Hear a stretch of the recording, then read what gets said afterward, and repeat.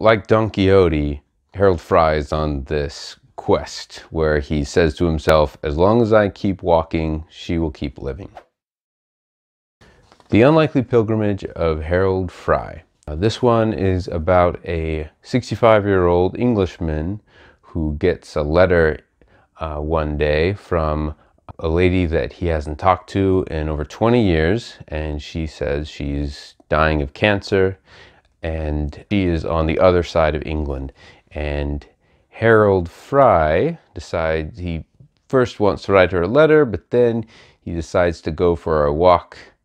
He steps outside his house and then he goes down the road, and then he decides that he's going to walk all the way to this friend who lives 417 miles away, according to Google Maps.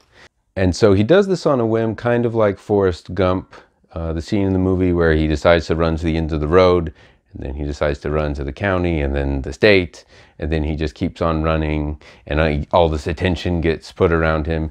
It's kind of in that spirit, if it were English.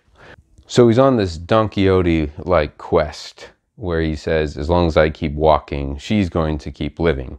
And he meets a bunch of colorful characters along the way, and we get flashbacks about his life. And meanwhile, his wife is wondering where her husband went, and you see that they didn't have much of a loving marriage as the book starts, and you get the backstory of their past and what's going on, and then the wife goes and tries to find him.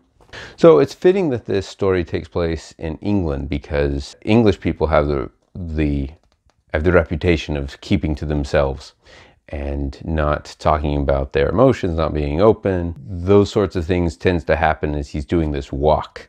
He gets to hear people's stories, and he helps them, and other people help him. I have to say that this book is darker and a little more depressing than I pictured at first. I thought it would be more of a comedy, a lighthearted, absurd situation that's told with all the British humor and the little quips that I love about that British style. The theme of the book centers on the idea that we're all carrying some weight of grief from some past tragedy in our lives.